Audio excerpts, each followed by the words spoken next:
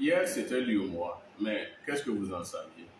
L'AES en lui seul, c'est près de 29% du poids économique de l'UEMOA. L'AES, c'est encore 50% de la population de l'UEMOA. L'AES, c'est près de 79% de l'espace territorial de l'UEMOA. Donc, on ne peut pas traiter un membre de cette confédération comme un simple figurant. Il faut être sérieux. Pourquoi la Côte d'Ivoire bloque? Officiellement, parce que le Burkina est en transition et dirigé par des militaires.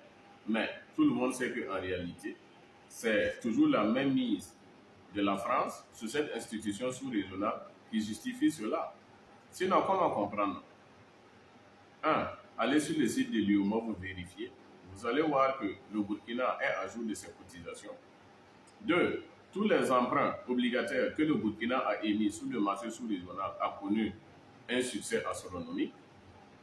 Et là, on ne dit pas que le Burkina est en transition. Et même quand il s'agit de rembourser la dette extérieure, on ne refuse pas de prendre l'argent du Burkina parce qu'il est dirigé par des militaires. Alors, quand vient le tour du Burkina de prendre la tête de la présidente du Conseil des ministres de l'UEMOA, comme le stipule l'article 11 du statut de l'UEMOA, ils font sortir leurs adjectifs et leurs superlatifs pour nous empêcher. Mais qui a peur de qui? À un certain moment, il faut que M. Ouattara et la France arrêtent leur provocation.